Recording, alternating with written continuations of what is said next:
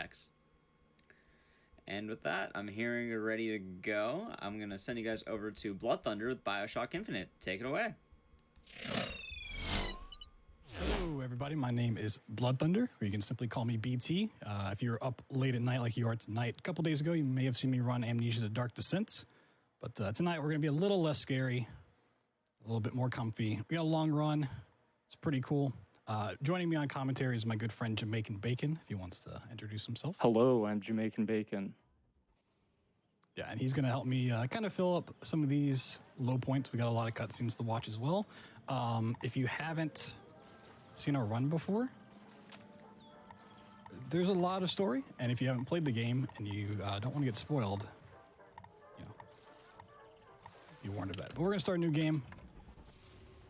We go over to easy because combat's not really a big deal in this. And timing's going to start here in just a second. Basically, once this little cutscene's out of the way, and that's the start of the run right there. Are you afraid of? So we're getting some confirmations because we have DLC installed, which is going to give us some things later on once we get to the blue ribbon, which is way down the line. Right now, we're introducing stuff going on here, and we're going to start in a little boat ride. It's going to look a little weird. There's going to be a little water in the boat. Just because we have to lower the graphic settings here. Standing, not standing, rowing. It's gonna freak you out, don't worry. The water in the boat is perfectly normal. It's perfectly fine. If you're wondering story-wise what's going on, we're going to a lighthouse because we've been tasked with wiping away the debt by bringing the girl to certain people. We have two lovely people in the boat with us. We'll find out who they are later on, but they are the Lutece twins, very important figures. This boat ride is also very important. Let's see what happens, but first we need a couple things in this box. We need a nice handy-dandy pistol, because this is a shooter, and we're going to shoot some people. It's also a lovely card for Elizabeth, the girl that we need to go and rescue, or kidnap, if you want a different word for it. If you're wondering what the category of the HRH mod means, we broke it down in the interview with Kizaron earlier, but it's basically going to let us do a lot of really cool strats. And HRH stands for a certain gear that gives us a certain ability later on, and we'll talk all about that then. That is way down the line. First, we're going to grab this ladder, make our way up to the lighthouse. Shall we tell him when we'll be returning? Somebody meeting me here? Knock on the door to get in here. It's Booker DeWitt. Everyone's being rude, and they're not actually here, so we're just going to run through up to the top. Hello? Jump over this stuff and not get stuck. So for this run, the reason we do lower the graphic settings so much and end up breaking things is because we need really high FPS for certain tricks. Wait a minute, that card. There's also a downside once we put in this nice code. The downside is that items just like to grab onto you and not let go. You're just gonna like get stuck on walls occasionally. So if I'm running around, I gotta be careful not to hog a corner too tightly. Yeah, the collision in this game doing some weird stuff. is incredibly funky in that if you have a really high FPS, the game starts to consider you as clipping. So that tends to happen a lot while you're running forward.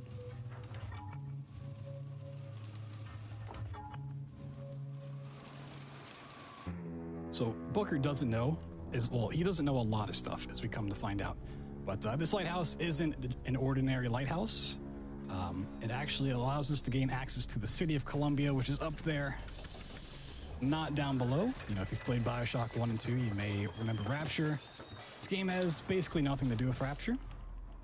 Some people love that, some people hate it. Like they expect me to sit in there. It is what it is. We're going to hop in this comfy chair here. And despite clearly seeing the restraints, Booker's surprised that they restrain him.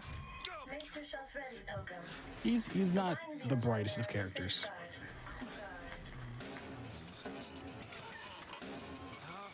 Get locked in here. No, God damn it! Attention in the count of 5. This is always a pretty great moment. Ascension.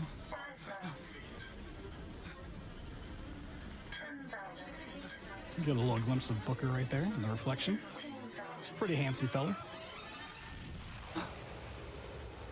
Hallelujah. Oh, so beautiful.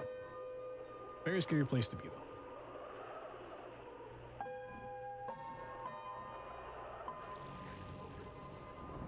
So much in parallel to the first game, you know, you gain access to the city. One's way below the surface, one is way above the surface. Fish out of water. In a city that isn't quite what it seems. Father Comstock. He's an interesting character.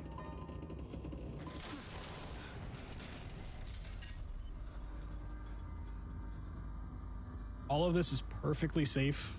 I'm sure OSHA has no complaints about it whatsoever. We got a couple donations. This is a good time for it. We're just kind of gaining access to the city. Not a whole lot really happening for the speedrun. Sounds good. We have $15 from Tuxonot saying, thanks for all the entertainment. We have $50 from Oily Raincloud saying, thanks for still putting on this event during these times. It's a great cause that needs support now more than ever.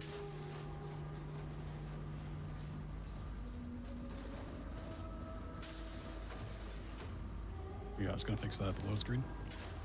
We have $25 from Maria S. saying, love the runs, love the cause, hate the frames, love to all the speed friends. Got time for a couple more. We have $10 Very long from intro. Martin151 saying, hello from Sweden. Keep up the good work. We have $100 from Treeman saying, first time as a long-time watcher donator. Great to see good runs coming out from all the runners. Excuse me. This is the part where I'm gonna purposely try to stay away from the wall because these little pillars will get you stuck. Questions to myself. Run forward and talk to this preacher who's gonna basically allow us to access Columbia. From there we can kind of go a little bit faster than this. Still a couple more donations. Can do. We have $100 from Omax242 saying, hey, Doctors Without Borders, catch! I just need passage into the city. We have $5 from Astolia saying, love me some BioShock. Got time for one more? Yep, go for it. We have $10 from Dragon Pasta saying, woke up at 3 a.m. to watch this awesome run with my brother. Good luck and good morning. Oh, thank you. Yeah, so the preacher, he's blind, but goes to baptize us, and we just kind of pass out. Take a bath. Shots Covert Muffin, take a bath. But this one doesn't look clean to me. Just gonna pass out from this. Get a little flashback to this office, which is kind of connecting some of the story threads going on here. Who's there? Who's there? Talk about this at some point. Not now. It's not important now. So this is just a vision of what's to come. Very scary place.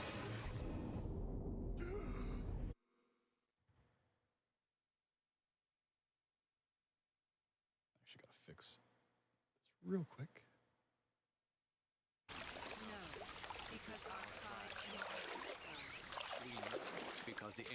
So now we're in Colombia. Great. To learn the difference between baptizing a man and drowning. We're not still into the meat of things. We gotta Find the landmark and figure open out this where door the hell I first. am.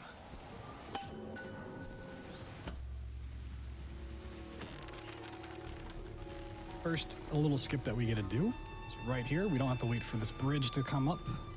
We do a little strafe jump here. Let's hop down. As you can see, the bridge is finally coming up right as we get to the end, which is perfect for us. Just gonna make our way straight through. BioShock Infinite, in comparison to BioShock 1 and 2, is much more linear in nature. So really, there's not a whole lot of need to explore anything, and also these people are just staring off at nothing, clapping. The parade's over there, but he just likes clapping. So like, there's not really any supplies we need to go out of our way to pick up. We're just gonna blast through the main path, take shortcuts when possible. Wait for this beautiful parade to pass by.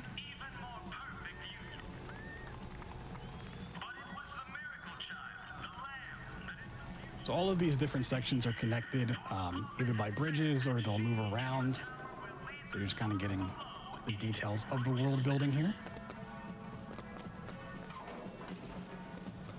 So next area is usually pretty cool casually. It's the raffle and fair.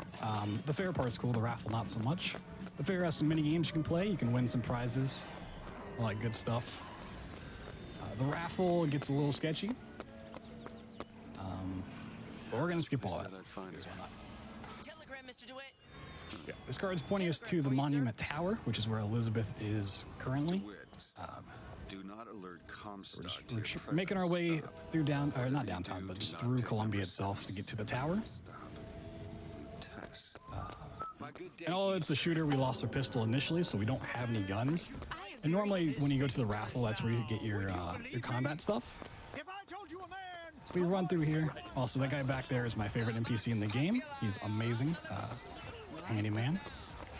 You normally get your first vigor here, which is possession. But it's slow to pick it up, and that little sign allows us to get out of bounds back behind here. And if we jump off this corner, we can load later on into the map, skipping the entire raffle. So when it told us not to pick 77, it wasn't even useful. So we just don't go to the raffle. Normally there'd be a fight here with a fireman. We're seeing Devil's Kiss. Let's set off some fireworks, because why not? Oh, that's beautiful. So we still don't have the skyhook or any of the weapons or the vigors. The game just kind of gives us the skyhook here. It's like, oh, you've made it to the blue ribbon. You must be past that part. So I mentioned at the very beginning of the run, we're using DLC, and that gives us a lot of infusions, which are upgrades. We're going to put them all into salts. Why are you following me? Salt is used for vigors, and the more you have, the more you can use, which is awesome. We're going to pick up some money from the DLC and 2 gears. We're going to get Fleet Feet and Sugar Rush.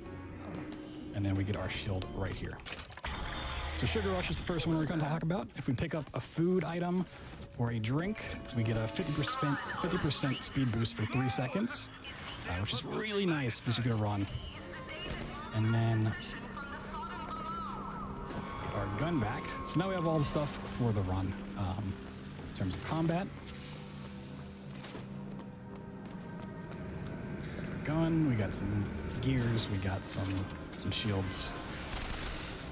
Anytime I can pick up food, sometimes it's consistent, sometimes it's not where it spawns. We get a little speed boost, that's always cool. And Fleet Feet allows us to run faster when we're like strafing around. So if I need to run backwards or sideways, we move a little bit faster that way. So just looking for some snacks. Those are guaranteed right there. A nice hot dog and soda. What better for running than a hot dog and soda?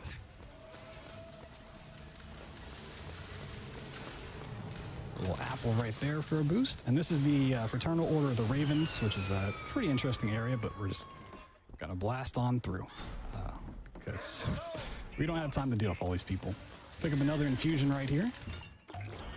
By the end, I'm gonna max out salt infusions. You don't necessarily need to do that for the run, but it's just a little nicer when you get to the later fights to have the most that you can.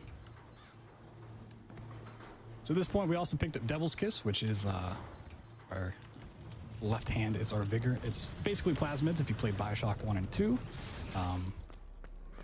You can hold them down to charge them up as a trap, or you can just let them off initially, and we'll see that come into play here in just a moment. Another little boost. And we get to see this graphic. Cutscene.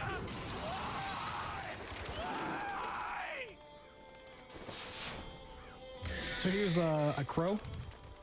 They kind of come into play a couple times. They like to teleport around and make it really hard to fight, but he's going to try to spawn behind us here.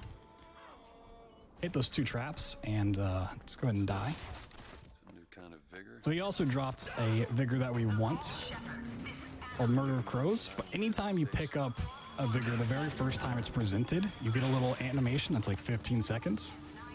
If you pick it up anytime after that, you don't get the animation, so we're going to get it much later on. Pick up a couple boosts here. Hopefully we get lucky, find some more. Nope. It's also worth knowing that whenever he picks up food in the game out of like a garbage can, that's a random spawn. So sometimes you get really lucky and get a lot of speed boost, and sometimes you don't get any food at all. Yeah, there's little bits of RNG here and there, like having money to buy upgrades later on can play a part, but for the most part, it's very minimal. We're gonna go for a trick here called cargo boosts, which, because we have to move this cargo box out of the way, we're gonna try to jump onto the skyline at the exact time it's passing. Not get it. That's a little bit of a shame, and you kind of get boosted along this this line really, really fast, and you can skip going around a long way here. Not too big of a deal. It's not worth resetting over. Just gonna hop around there.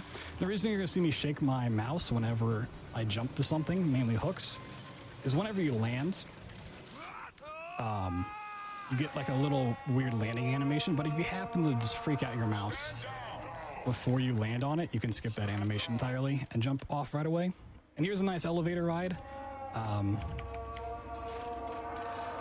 We just kind of get stuck here, so I went ahead and modified in some photos of my cat, Thor. So as this goes up, we'll just get a look at him and his cute face, and we got time for a donation or two. Sounds good. We have $25 from Zanime saying, "Oh boy, 3 a.m. Woke up just to watch this." We have $20 from Michael240 saying, "Here's another $20 to follow my previous $20. Can we get a train of $5, $10, $15, and $20 donations going?" You don't know me, pal. You got time for another? Prophecy is my business. We have $25 from BC Firestar saying, "First change you have seen live. So happy to see so many people come together to go fast for a good cause." And hence they are content. The pictures of Thor are the only reason I'm here. Yeah, so if you guys remember at HDQ, if you watched my BioShock 1 run there, they had the famous Windows 10 blue screen Skyrim prank. You can do that with this game and many other games where you can just modify a video file, which is what's playing there.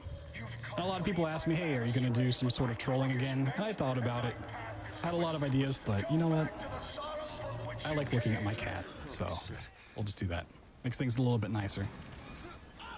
So we're going to kill off these fools to actually lock us from opening this door. Just kill them off real quick. Take this thing to Monument Island. This is our first real face-to-face meeting with Father Comstock, who is Elizabeth's father. There he is. So I don't have to. He's kind of the main antagonist, sending his troops against us, trying to prevent us from both reaching Elizabeth and then from taking her away. So they just burn the ship. We can jump out of it real quick. It's not always faster to jump further along the line. Sometimes it is, depending on how it curves, but it's not always the case. Very minimal time save, time loss either way.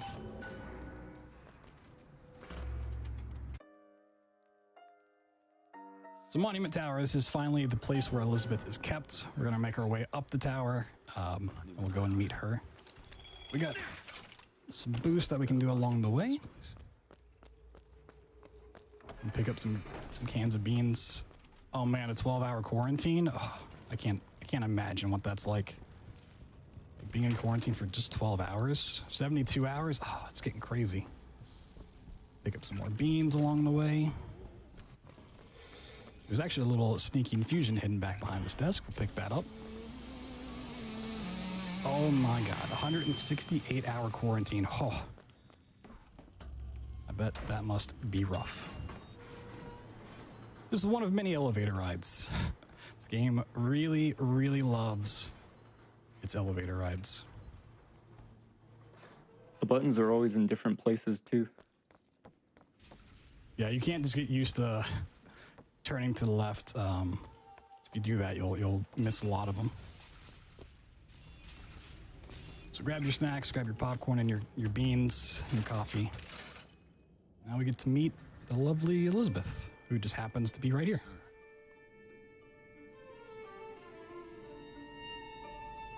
Everyone in chat wave to her.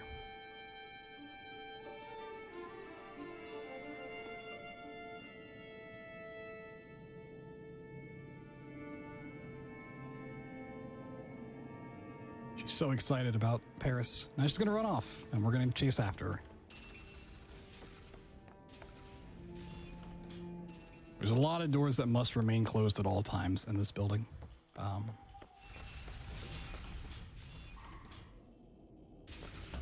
Get a second cutscene. I love the drawings of Songbird back here.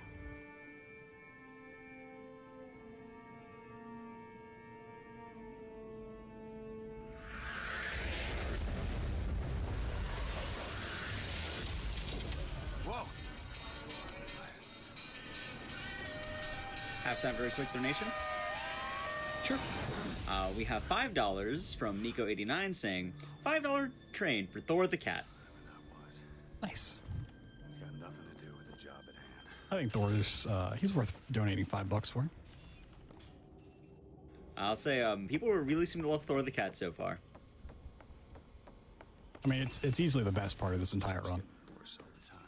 I don't mean to spoil anything coming up, but the run will not get better than that. I'm sorry, chat.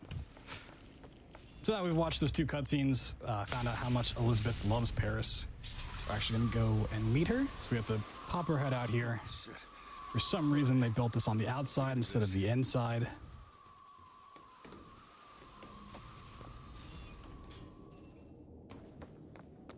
This game has a lot of things. If you really try to think about it and think about it logically, they just don't make any sense. You have to like just go out on a limb and accept it. It's like Ant-Man. If you really think about the logic behind Ant-Man, it won't make any sense. Just accept it for what it is, and you're good. My name is DeWitt. I'm a friend. I come to get you out of Get here. away!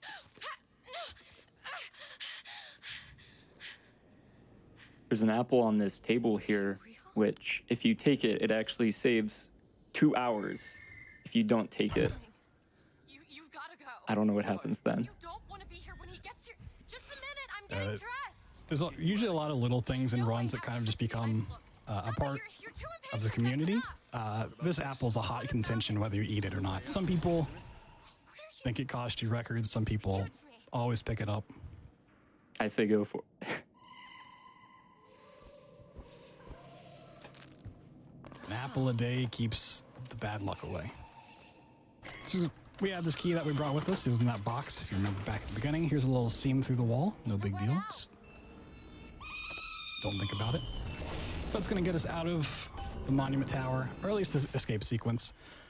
Songbird is her guardian. He's kind of like a big daddy to a little sister from BioShock 1 and 2. And he's going to attack the tower, and he's going to make it shake. If you jump at just the right times, you can avoid getting staggered, and you won't get slowed down as much. So every time it staggers, you go into a little animation. If you happen to jump at the wrong time, then you just get permanently stuck at that speed. It's a bit of a gamble. Yeah, we're escaping here.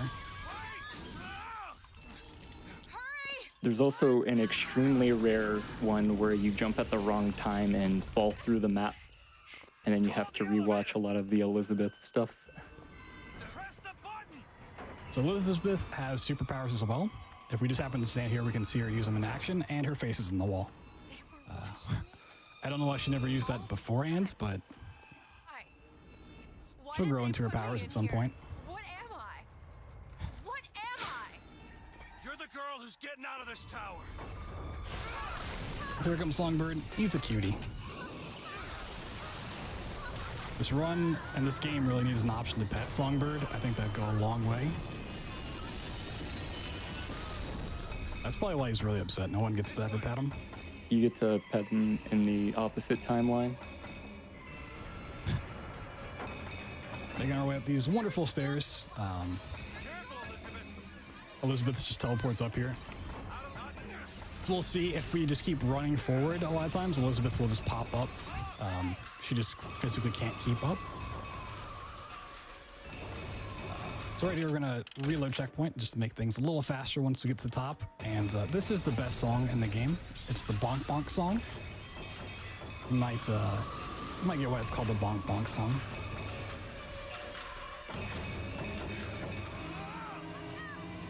It's a banger for sure.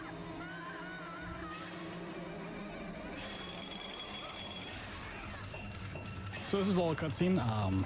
We're just gonna ride around on the skyline for a bit as we try to get away from Songbird, who's just destroying everything in his path. Doesn't care what happens to Elizabeth or the tower. He just wants to be angry. So, a couple more donations. And fit those in. Sounds good. As I say right now, there's a lot of love for Thor. We have $50 from Astreg saying, "Gotta donate the cat slider. These are the true profits." We have $10 from Jane XT saying, "Donating for Thor. Cute cat."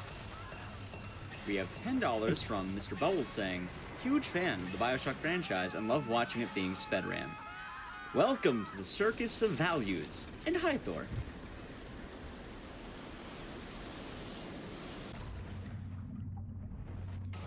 We have $25. So I mentioned when we first met Elizabeth, there's a lot of things that just don't make any sense, like how Booker always survives these big falls or how he doesn't dislocate his shoulder. If you think about it, it won't make any sense. So we survived that and back up in this flashback in our office here. Having a nice sleep on our floor.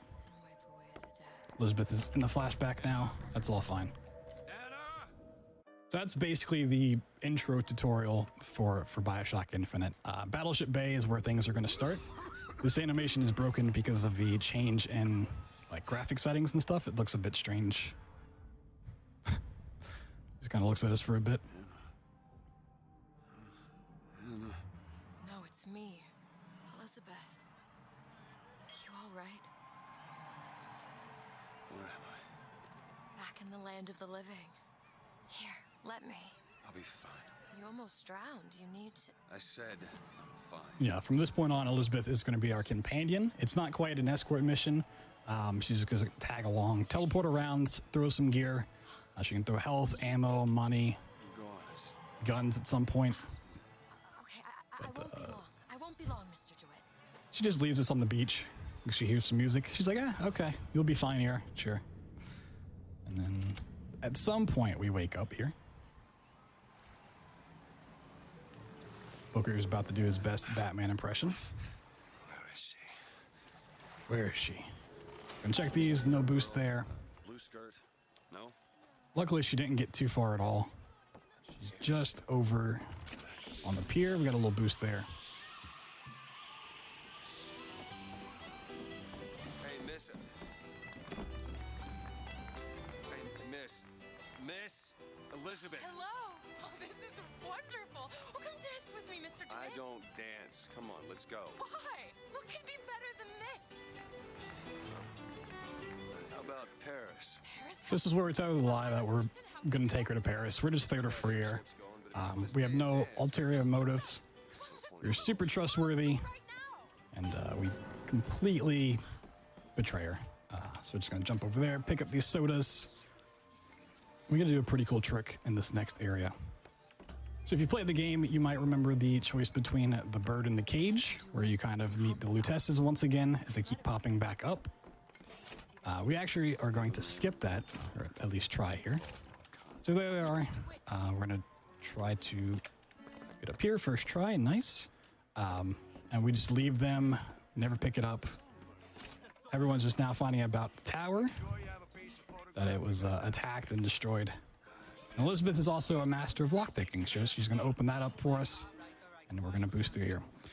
And this is the part where HRH and HRH mod becomes important. We're going to boost through here, and we already picked up some gears in the blue ribbon, but this is the first place you're supposed to normally encounter them. So at this point in the run, how it used to be, is picking that up would be a 1 in 52 drop rate of getting the Hill Runner's hat, or HRH for short.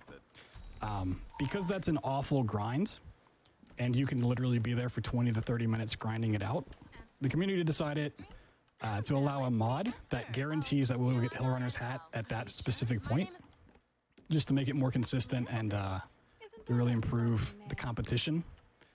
So that's what HRH mod, and that's why the category is called any % HRH mod.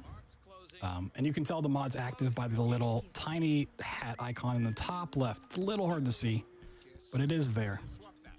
And what that gear will do for us is anytime our shield breaks, which is the yellow bar in the top left, we will get another speed boost. So you can actually stack that with Sugar Rush from before, which is the snack boosting. And you can do some really crazy stuff with that. But first, we're gonna just go ahead and start the fight. Not gonna wait around here.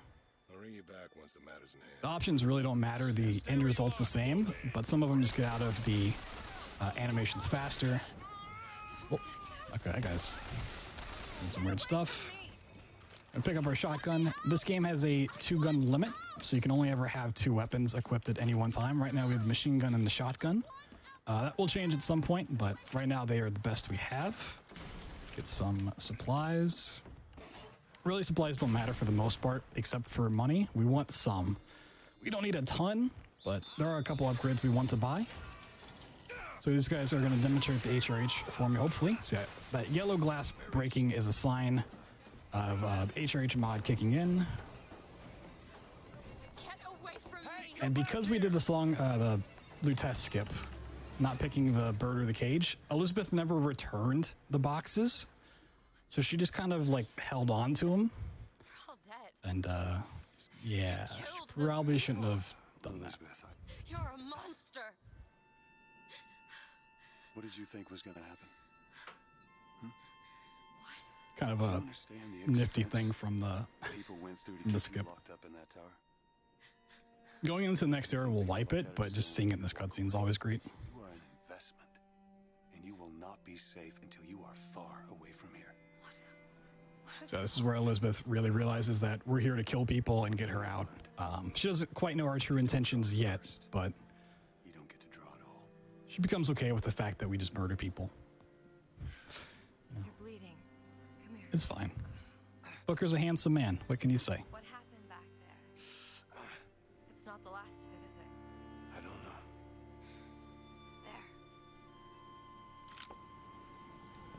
There. Time for a quick donation. Yep, go for it.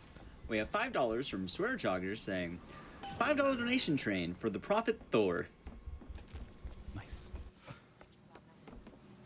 So now we're going into Soldier's Field, and one thing this game really likes to do, BioShock as a whole, I mean, gaming kind of does it, but the BioShock series really likes to do it, is show you the end objective that you're trying to do, and then send you to a completely different area. So Soldier's Field is going to present us with the challenge of needing Shock Jockey. Might be able to get this door. And instead of just being able to get it in this area, we're going to have to run all the way over to the Hall of Heroes and deal with that area first.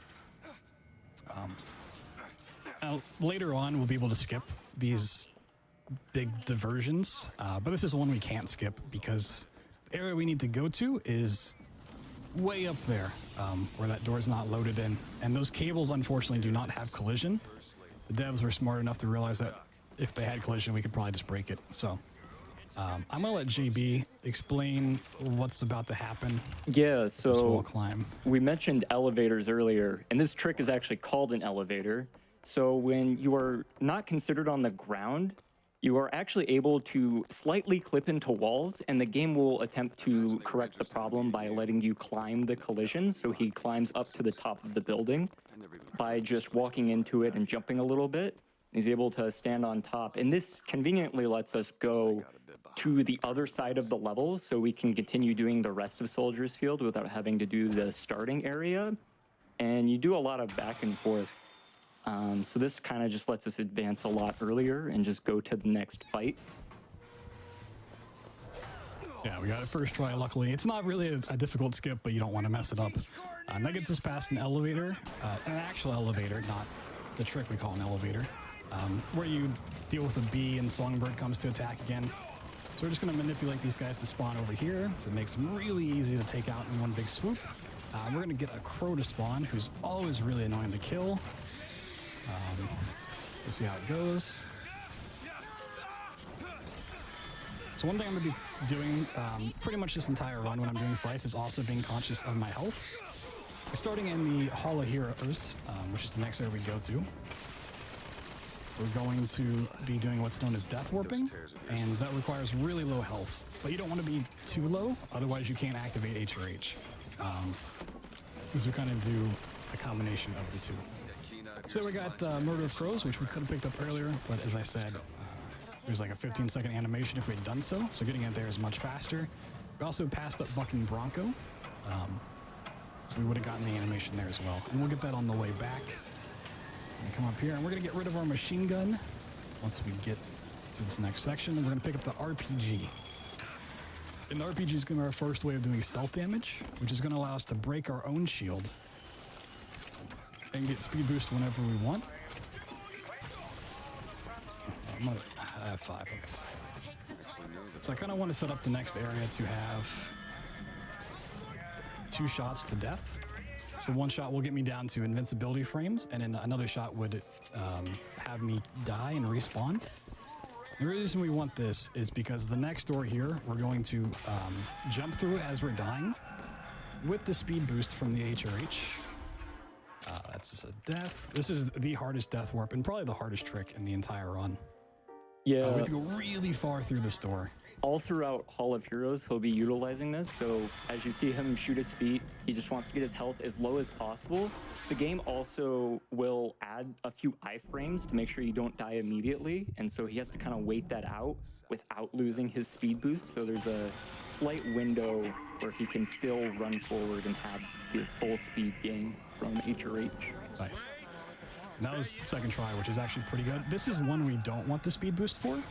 We're just going to get down the 1 HP, or essentially 1 HP. And just kind of do a running jump through here. So whenever you die, you kind of lose some collision.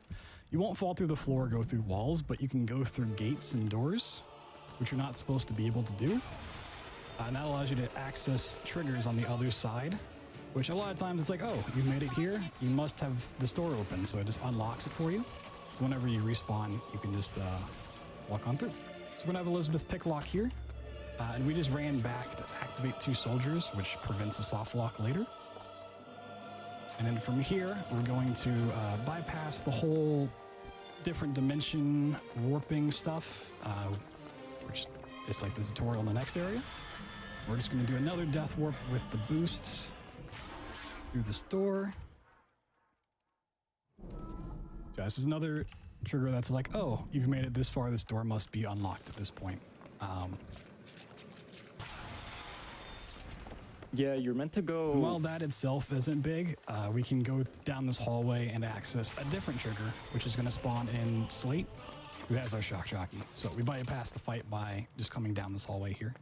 Yeah, they expect you to go all the way around the level, but all of the checkpoints are behind all the doors conveniently for us.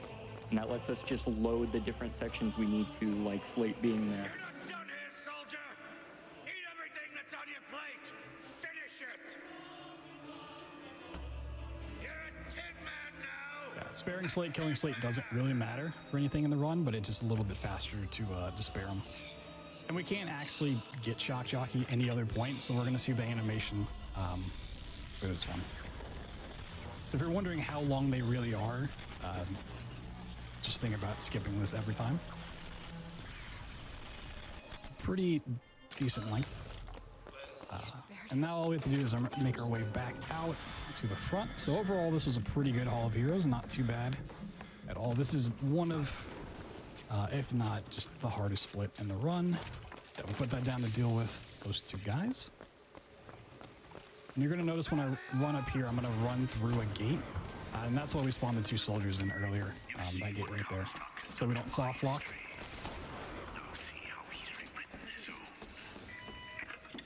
Now we have Shock Jockey, we can return to Soldier's Field, access the gondola ride, and make our way out of here. So just picking up some money along the way.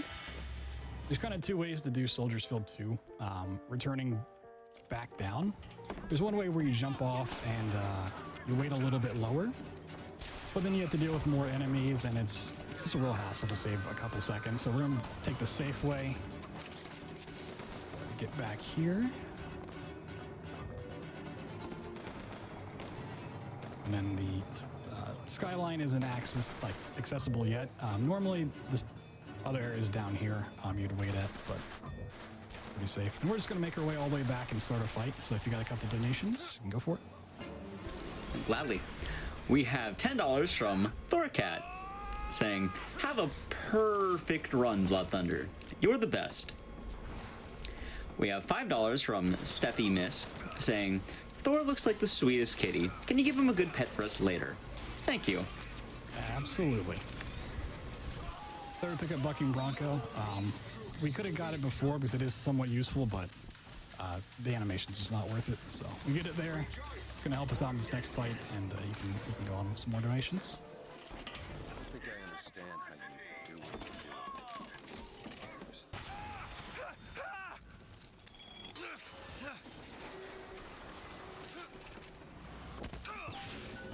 Shock that, pull the lever, and we're going to start a really annoying fight to do. Not that it's hard or difficult, but it's just really long. And it doesn't really do a whole lot for us, so we have to wait for this gondola, if I can switch weapons, right there to come all the way down. And these ships are going to keep flying in. And we just have to make sure everyone's dead before the gondola reaches the bottom. So there's some additional stuff we can pick up in this room. Nothing crazy. Some basic supplies. Oh, she found some money. Nice. And she doesn't want to give it to us. So there's a brand new type of enemy that we're going to meet here, which is the Rocketeers. And you can spend time to fight them, but the easiest way to deal with the guys that shoot rockets like him is to use Bucking Bronco to boost them up into the sky and then just knock them off with melee. So we're just going to take care of the normal ones. Boost him up, knock him into the void, and yeah, he'll just fall down. It's a really scary death for him, but we don't have to deal with him anymore. You can also just shoot him off if you want. Easy peasy. Now we have to deal with a bunch of just regular soldiers, which are not difficult at all to fight. So we're going to come up here, access this gun animation. So we skipped the whole bringing in different stuff, the whole tear tutorial with Elizabeth. That's her mechanic. You can access different things. So we can spawn in one of these tears per fight or at any given time, so we can just change it if we want to. But we're going to stand here, wait for these guys to show up, and then start blasting. Pick their stuff. The gondola is very slow, so perfect time for donations. Got some? We got plenty. We have $150 from Neko46 saying, "Songbird is not angry. He is just torn apart." We have $5. I don't know if that one works. Sorry. We have I don't know if that pun worked, but it was there though. Everyone seems to love Thor. We have $5 from Anonymous saying, "You sound like the Bob Ross of BioShock streamers. Love your cat." We have $100. I always figured Spike Vegeta was the Bob Ross of speedrunners, but you know, I'll take it. But of BioShock streamers. Spike could run BioShock. He'd do it. Potentially. Time for one more? Yep. We have $100 from Lonnie2K1 saying, "There's always a GDQ, there's always a great cause, there's always an abundance of amazing runners, constants and variables. Greetings to all the runners and staff from a home office in Austria."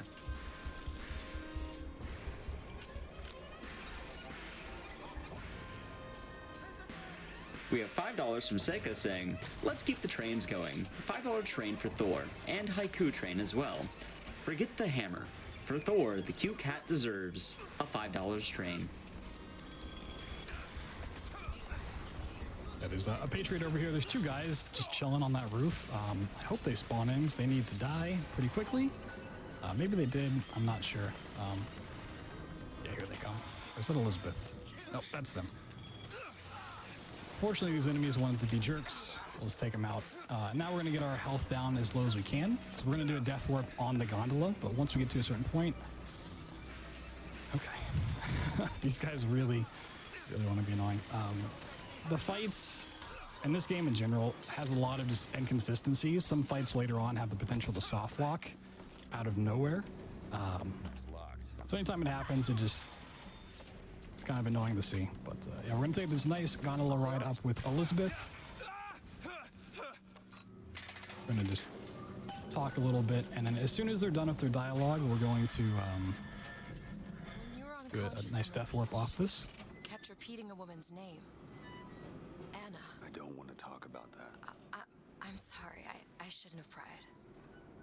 Where are you from, Mr. DeWitt? New York. Just kind of a little getting to know you Like this. conversation going on here. Really caters writing on the resume.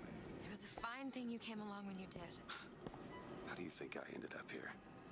I gambled, and now I own. And money to the make way you the don't wanna be in respawns debt to. work is there are essentially a lot of invisible boxes in the game, and so once you're within one invisible box, the game decides to then change where you respawn.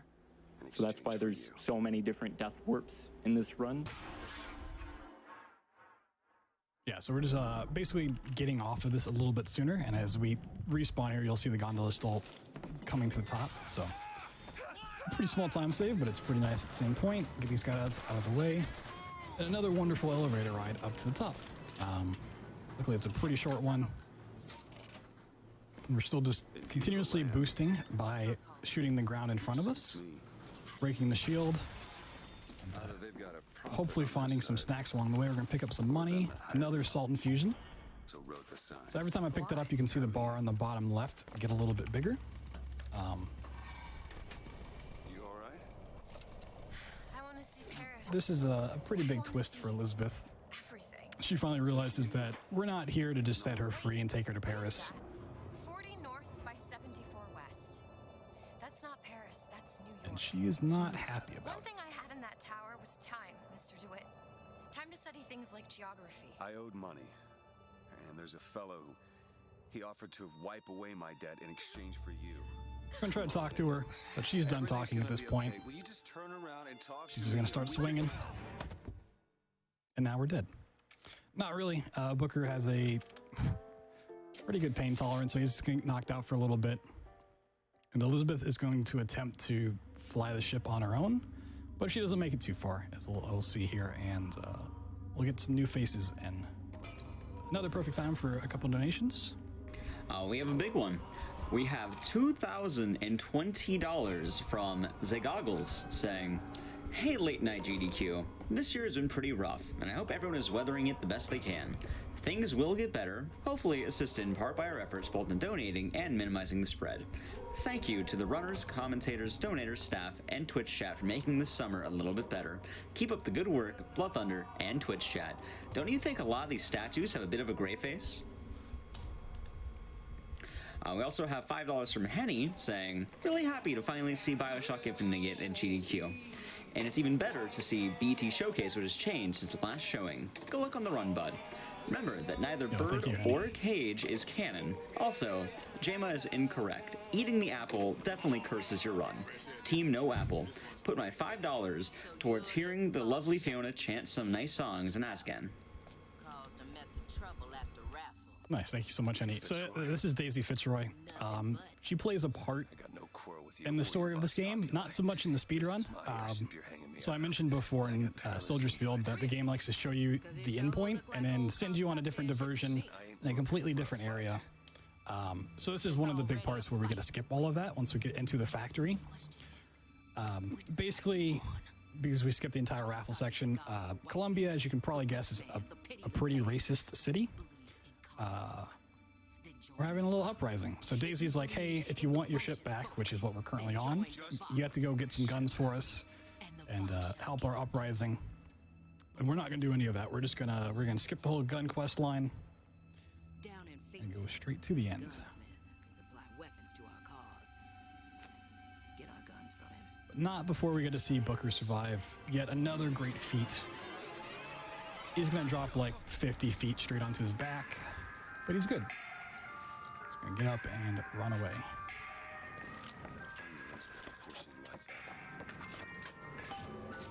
Gonna do a pretty cool jump here. It's a very small time save, but you can stack the Sugar Rush in that bottle with HRH, boost over this, and just kind of skip running around the docks a little bit there.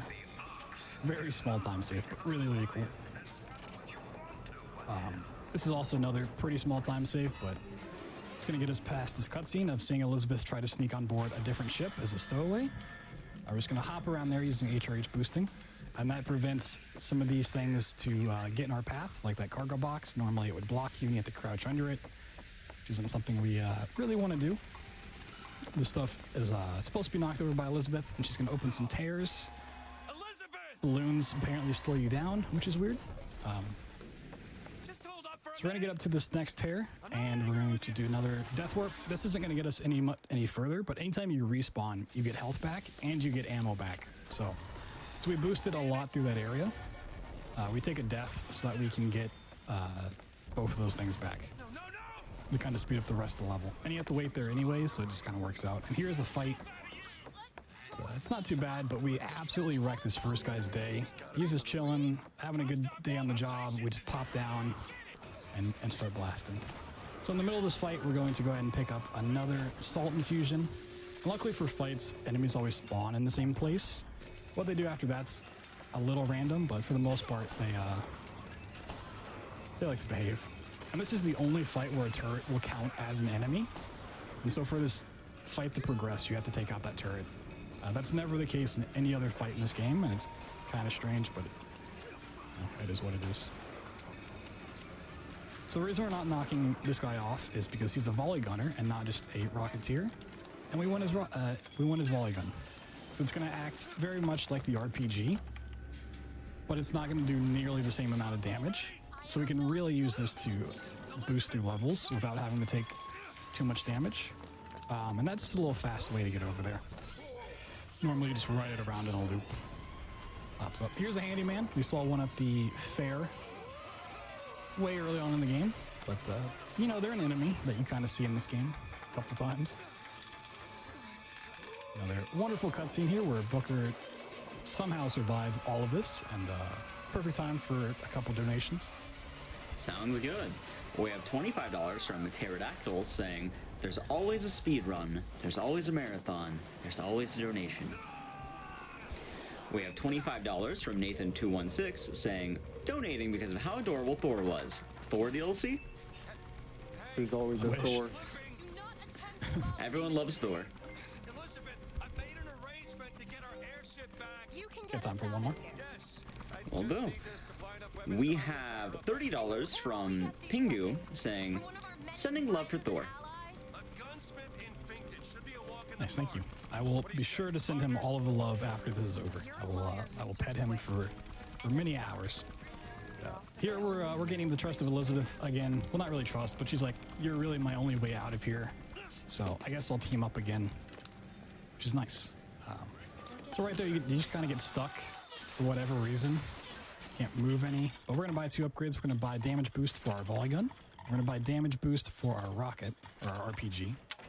And because I'm a little low on ammo, we're gonna go over here and buy some. This is where money's like, it's nice to have, but it's not super important because it's pretty easy to always have some money in this game. So this is factory. We're gonna start a big fight here, and then we're going to attempt to skip this entire gunsmith quest line. So take out 2 guards, and you also cannot lockpick while in combat. That's why we take those 2 guys out. Place down 2 traps to kill off some enemies that spawn in. Take out a Patriot, which is like a big mobile enemy. Take out these nerds. This guy trying to run away. This guy popping up, and that should be everybody. Perfect. We're gonna do another death warp because a lot of times Elizabeth will start some dialogue and things won't progress until that dialogue's done.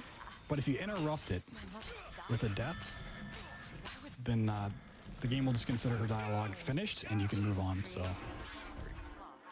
elevator we need to come up will not get to where we need it until she's done. And we're gonna set up another death warp, believe it or not. Get down to our iframes. And then we're going to do a death warp through the glass of this elevator. What this is going to do for us is spawn us basically right below. So the elevator is right there. We're going to boost off of this, jump around this corner, hit the seam of this wall, land out of bounds, expertly walk through here, pop through this wall, and that gets past the entire gunsmith questline. Really But clean. because we did that, the sky hooks here aren't accessible, so we didn't do another death warp through this gate. So we're gonna try to set this up without dying from these rockets. Okay, I think we're good. So a lot of times the game's like, oh, you died at this specific spot, we're just gonna res you here. It doesn't have a real res point. So yeah, you just death warp through and it's like, oh, you died on the other side of this fence. Here you go. So that's past the factory. We're gonna run through here, get to an elevator, and Elizabeth is gonna start talking about all of these people that we have never met in this run. She feels really guilty about it, doing her best SpongeGar impression. Daisy's gonna tell us like some things that don't make any sense for the speedrun, because this is also trying to introduce the idea of multiple timelines and different universes, which really comes into play at the end. It's one of those things that if you try to think about logically and try to piece it together, you're gonna find plot holes. It just happens. You either love it or you don't. Some people really hate the story in this game. Some people really, really love it. Yeah, that's why Daisy's going to say, you know, I've seen you die, you helped us out before. It's because in her timeline, that's what we did. But in our timeline, of course, we're here doing random stuff. So that's why this dialogue makes 0 sense. We got time for a quick donation. This elevator takes time. All right. We have $50 from Ojive134 saying, donating for an extremely good cat. And the doctors, those are important too. But seriously, that cat. I had a role in this catastrophe. If you want to pretend that we're purely innocents in this, then that's your prerogative, but... But now we're going to talk to Daisy. She's going to tell us, I've seen you die. You must be a ghost, because Fitzroy. clearly we shouldn't be Listen, here. I got you your guns. I'm here for my airship. This is all setting up this next fight where we basically have to confront Daisy and get our airship back, and then we can move on to Emporia and all that good stuff that's to come. You just complicate the narrative. This game really likes its elevators. We're gonna get to the top here, and there's a couple of enemies just chilling. Once they can just absolutely wreck their day by shooting a rocket. Right here in front of the door is Undertow, which is a really, really useful vigor that we're going to pick up later, so we skip the animation. In the meantime, we're going to pick up a lot of money that's just chilling here, a lot of supplies, and then we're going to set up for the fight. So a couple things we're going to do is we're going to temporarily drop our RPG for a crank gun. So we're going to use this to kill off a handyman that's going to spawn. I'm going to pop up here, place down 2 Devil's Kiss traps, one on each side. This is just to prevent some enemies from standing up here, which they like to do. And get on the skyhook and wait for a ship to pop in, because this is a fireman, which you're supposed to meet right after the raffle, but we don't. They're pretty much tanks, so much like the Rocketeers, we're gonna... Wow, he actually boosted me all the way over there. Nice. We're gonna knock him up into the air and then hit him off the map. Okay.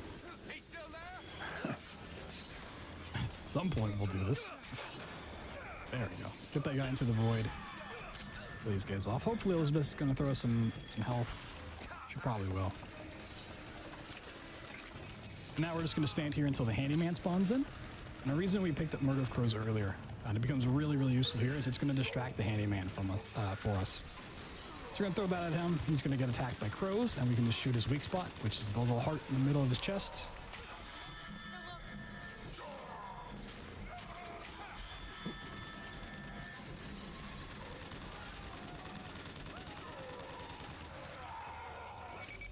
He's got health at least.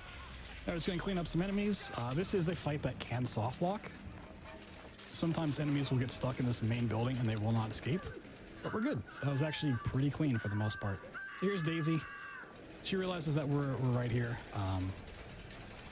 And she doesn't want us to get in. So we also picked up our RPG again, because we want that. Crank gun's only useful for that fight. We have to do something. We have to act. We're gonna boost Elizabeth in here. In there.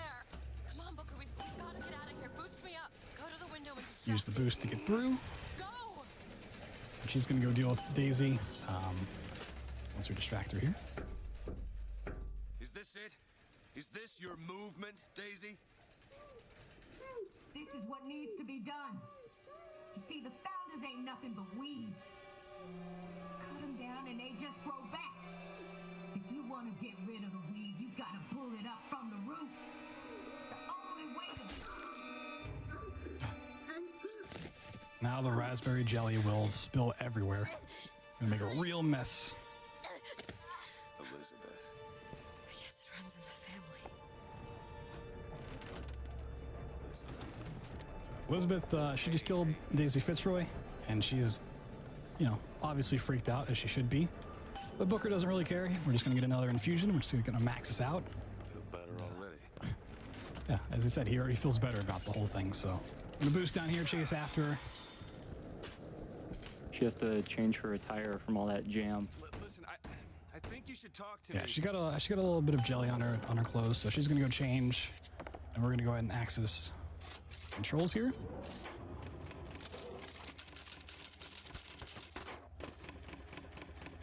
Gonna set our course.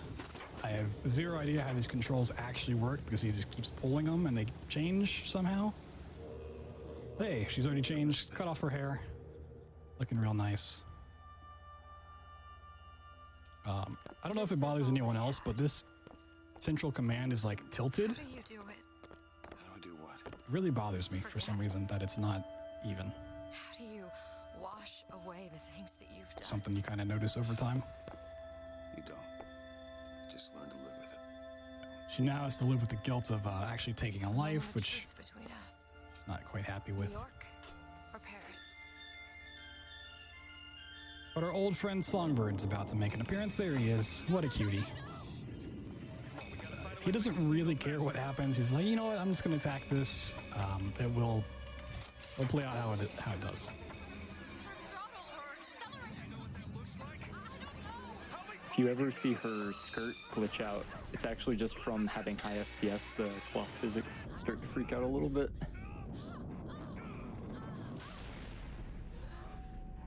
Nice little wallop right there. Yet another point where they probably shouldn't have survived, but you know, they do. Why not? Here you are. Here's the Lutez twins again. They're going to kind of introduce the fact that Songbird is controlled, who would have guessed, by songs. Depending on which song you play and how you play it, which instrument, it affects what can happen. You've done it now. He's coming back. He's coming back. The notes were correct. The instrument was not. One needs both to get his attention. There's also a really cool fight skip coming up. You where you need to go. It's not super technical. Basically, the enemies just don't spawn if you walk around the fight. So Comstock uses these songs. Well, Yeah, it's not going to look like a skip at all. It is really easy to do. So where is he? If you're looking to run this is like the easiest thing you can possibly learn. Well, at least they left the piano. We're going to just move this piano out of the way. Once we run up to this bridge, we're going to jump off the side of it and just kind of take a shorter path. And this gets past a trigger that's right at the end of the bridge. It's going to spawn an enemy, so just jumping here makes them not spawn. Easy as that. We're going to boost through here. Here's another point where interrupting Elizabeth interacting with something will cause her to just skip it. So she's going to start picking that lock, and she's going to use that as a time to explain some stuff or talk. I don't remember what actually happens, but if we run away, she wants to follow us because that's just in the game's coding, and it breaks the pick locking. Here we're going to pick up Charge and Undertow, two really nice vigors, and we're going to get Undertow Aid, which upgrades it. Pick up some more ammo. We're about to run into another fight where we have to wait for a gondola ride to pop down. This one's notably shorter than the last one. Also going to try to find a bit more money because in the next area we want $740 in order to buy one last upgrade. I think we're at like 600 or so. This area really likes to hand out big things of money. Let's see if we can get lucky. If we don't get the last upgrade, it's not the end of the world. It is just a clip increase for the volley gun. So instead of shooting 8 shots, it can shoot 16 without reloading. 694, 49, 15. There we go. So now get our upgrade. Here comes the enemies. So we're going to use Undertow, the vigor that we just got, to pull enemies in, stun them for a second, just unleash the volley gun into them. The reason I use the volley gun for a lot of fights instead of the RPG, despite the RPG doing more damage, is just ammo resources. It's much faster to use the volley gun. You have a lot more ammo to do so. The RPG really comes into play when we want to really take damage quickly.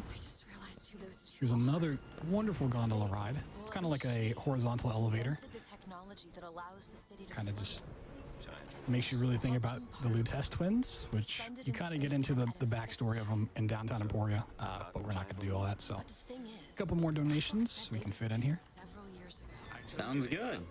We have $50 from Tina and Ollie saying, keep on doing what you are doing. We have $200 from Humming saying, SGDQ has been something I've been looking forward to, and it has been awesome seeing runners go brrr. Nice. Good time for one more. We have $5 from Nordry of Uthgard saying, would you kindly donate $5 to cite this being the wrong game for this meme? Yeah, it's a BioShock 1 meme, but you know, we'll still take it. So as we get up to the top here, we can't do any death warping off of this one, unfortunately, but once this is open, we're going to set up a death warp, and we're also just going to boost through here. It's one of the great things charge can do. We're going to use it later on to skip some stuff, but you can just charge to enemies and bypass having to run a little bit. So we're going to run up these stairs, use it to target this nerd. Get a little bit further. We're just going to keep on boosting. So this death warp is going to get us past a gate. It's not actually going to fully get us past it, but it's going to allow us to basically get out of combat long enough to pick this lock. It's not going to despawn the enemies or anything, so if they come up here quickly, it could be a problem, but it usually never happens. So now we're out of combat for a second. She can pick the lock.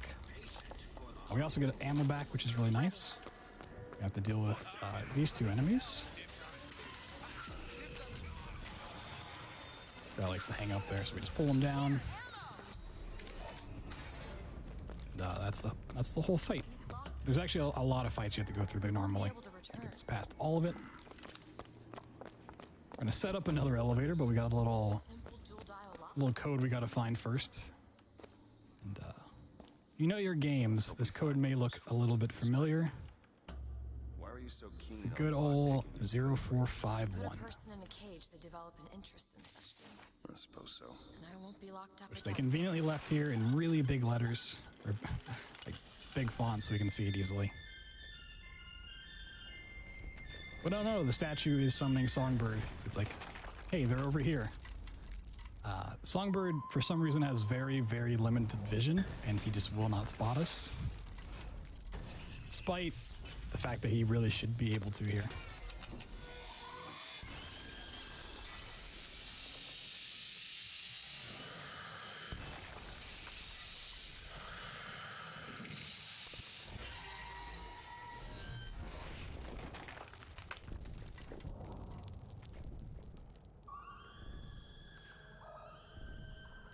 Once he's gone, we're going to see something that's always funny in this run. We see how much of a size difference there is between Booker and Elizabeth. Just keep an eye on their hands. You'll see what I mean. Booker either has the biggest hands ever, or she has the smallest hands. It's a little ridiculous. You will not let him take me back. Like, his thumb alone is the size of her entire hand. All right.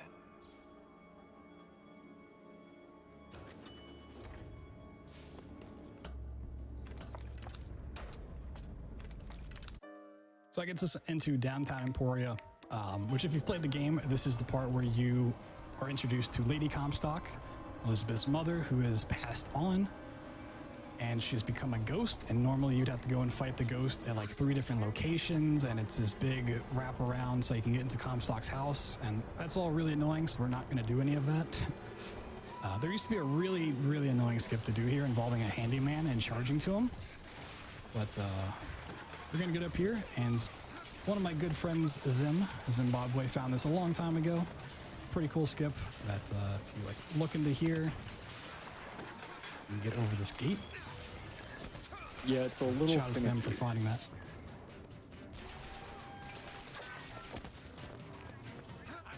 You basically have to spam the iron sights on your weapon, which we haven't really used a lot, and it allows you to delay yourself in the air long enough to just barely get over it. Yeah, so we got it there. It's a little slow, but we got it. There's a vigor you can get there. I don't honestly remember what it's called. It's not useful. We don't pick it up. We're gonna go to clip increase. That's our last upgrade we're gonna buy. Theoretically, you could buy some more, but it's never really worth it. We're gonna make our way over to the Comstock House gate, which are kind of 2 ways of dealing with.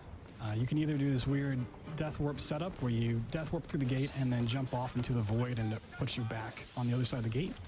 Or you can do a little bit newer trick. It's old at this point, but if you haven't seen it run in a while, it's pretty cool. This one involves the high FPS, like slanted walls. We're not actually off the ground, but because of the way this is angled, you can just like clip through here with high FPS. Yeah, this specific wall just happens to be the exactly perfect angle for this trick to work. Earlier with Soldier's Field, it allowed us to elevator up, but in this case, like BT said, he's not off the ground, so we just go through instead. So we clip through one wall and then we got to clip back in bounds. Depending on how you're angled and like your FPS, can change how you clip through and how fast you clip through. It's a little finicky sometimes, but there we go. Made it on through. Besides Hall of Heroes, Songbird Skip, which is the next thing we're about to do here, is probably the hardest part, so we'll see how this goes. We're going to activate HRH. We're going to hop on this wire for just a little bit. Get it first try. Nice. So normally you'd run up here, hit the lever, and you'd start a cutscene where Songbird comes in, and he's going to take Elizabeth away from you. But because we did that, we still have Elizabeth. We skipped the cutscene, and now we're at a different version of the Comstock House. We're just going to keep boosting. BT made that look way too easy. It's actually very difficult for new runners. That cable has collision only for a little bit of time. There's also an invisible wall to start. So you strafe jump with the boost around the wall, and then right before it loses collision, you jump off of it into the middle, and that activates Songbird's trigger there. So Charge has one of the coolest tricks. You just target this turret from the bottom floor, zip your way all the way up to the top, skipping a lot of content really, really easily. It's one of my favorites to do. It always looks so cool. So we're just going to boost through this house, try to jump over this. Nope, not today. Get up top so that we can access a lever, and then we're going to take an elevator ride back down. So we're going to set up a death warp as well. Be careful of my health, but try to boost as much as I can. There's the switch. This is also supposed to be like a scary section of the game, with like jump scares and these things called the Boys of Silence, I think, these guys. But that's the only one you see. They're not really a thing in this run at all. So right after this, I'm gonna reload checkpoint. And we're gonna do a death warp here in a second. The reason I'm reloading checkpoint is to hopefully prevent Elizabeth from despawning later on. So we're really not supposed to have her at this point. She's supposed to be in captivity. So the game is a little bit confused. And there's a chance when we go to free her from captivity that she will despawn from the map for 30 seconds. And we don't really have a consistent way of preventing that. But sometimes that works, sometimes it doesn't. Here's Lutez Twins again. We wait there for a second, not the soft lock. They're just teleporting around. They're pretty cool characters. Now we're going to see old Lady Elizabeth. Running the asylum. This part of the game really, really goes into the whole different timeline, parallel universe stuff, which really can't cover. If you want to look into that stuff, I'm sure you can find YouTube videos or look at the Wikipedia page for it. In me, just to bring you here. Essentially, she's from a different timeline where we never came and freed her, and Comstock wins. And they attack New York and set the world on fire. So she's going to help us. She's going to try to help us prevent that from happening in our timeline.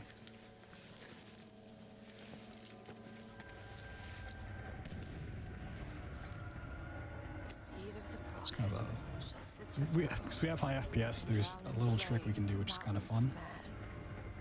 Say what you will about Comstock. He was a hell of a So fortune teller. no wave saves any time, but Wasn't the torture that broke me. Wasn't the indoctrination. Almost. It was time. Time rots everything, Booker. Even hope. not sure if it's gonna happen. There we go. So we're gonna just boost up on top of her head. He always stops. Get a little better view. Yes, but I would find a way.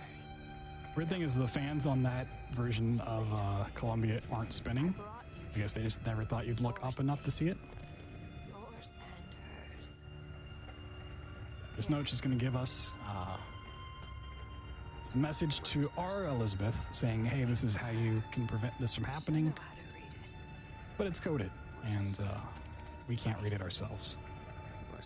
I actually believe the Columbia in the sky is not 3D at all either. It's a 2D video. 1912. Before she... Now we're back in our own timeline. There's Elizabeth. We got to go set her free by pulling 2 levers. So we're just going to kind of boost through here.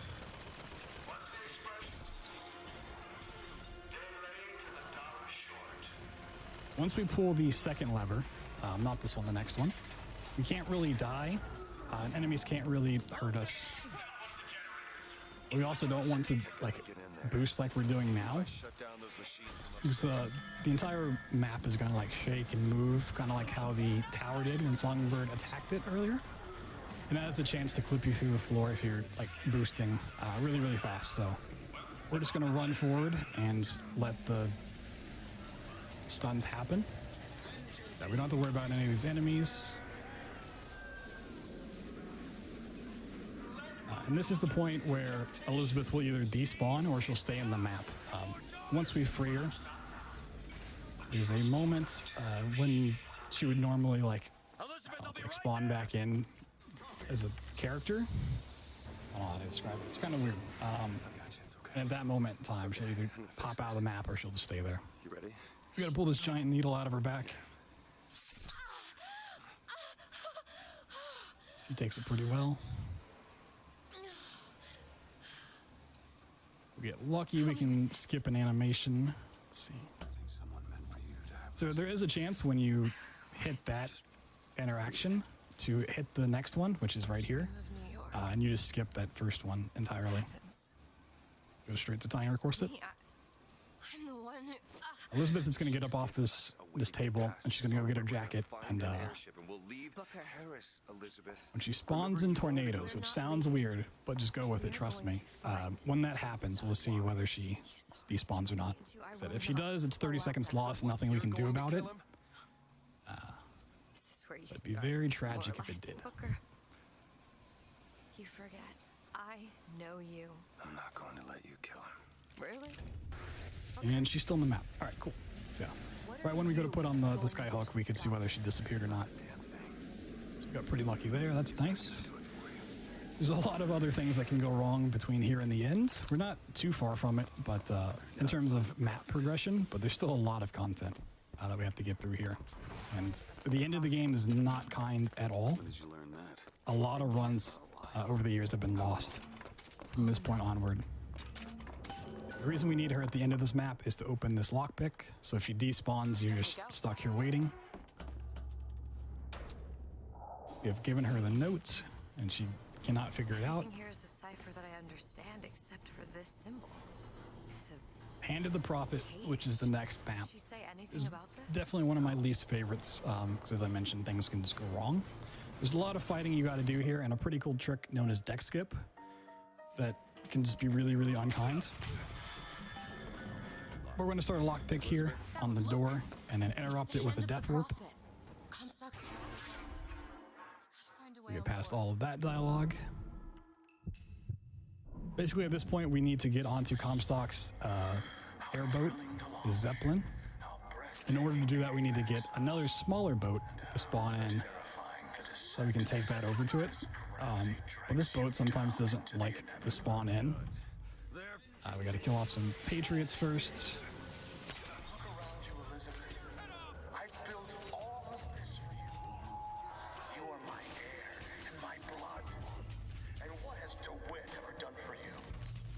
Yeah, this game is very particular about the state that the game needs to be in when like certain boats spawn in or whatever. So you just have to make sure you meet the conditions, which kind of lends itself to doing the fights as fast as you can. So if we're lucky, the boat's already spawned in. If not, yeah. So we need a boat to like basically fly in here and wrap around. For whatever reason, sometimes it just likes to take a while. Sometimes I like to imagine that running back here helps spawn it back in, but we'll see. We just kind of have to play a waiting game at this point. So if you got a couple donations, now's the perfect time. There's the boat. That we do. We have $15 from Lost Void saying, did someone say BioShock 1 memes? All I can say to that is, welcome to the circus of value. Enjoying watching you and every other runner crush their respective games. We have $10 from Daniel Dom 3 saying, BioShock is one of my favorite game series, and I'm glad I can watch this while working. Keep it up, gamers. Nice.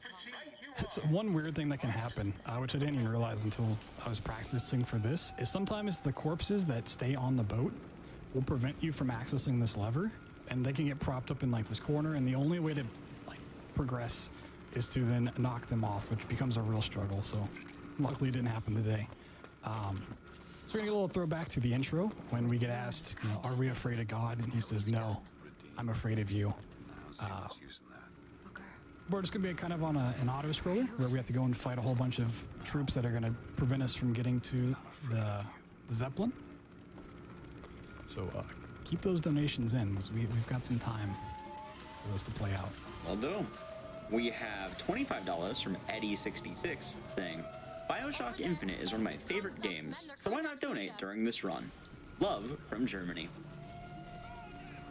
We have $20 from Yarochan saying, BioShock done fast. Would you kindly donate more? Wait, wrong game. My bad.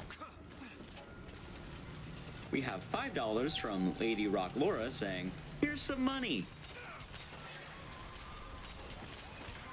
We have $50 from Anonymous saying, airships and kitties, two of my favorite things. Keep going strong, blood.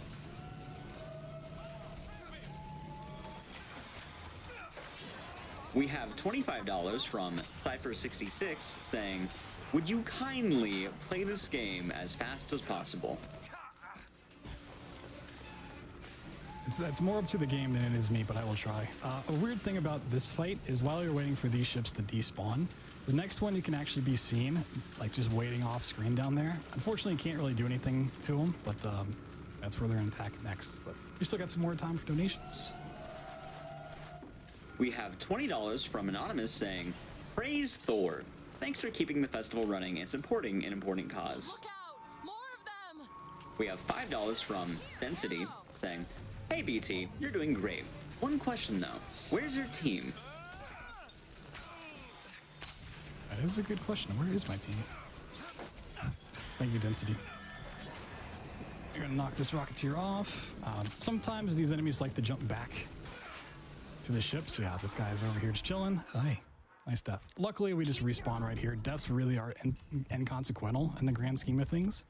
Like, you lose a little bit of time respawning, but really you don't lose progress at all, which is nice.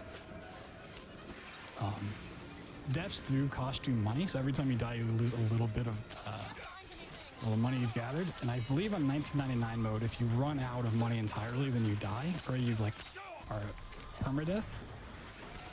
That's not the case on easy, so even if we had no money, I think at that point you just restart the level, but even that's not a big deal. That's the last enemy that we have to fight here.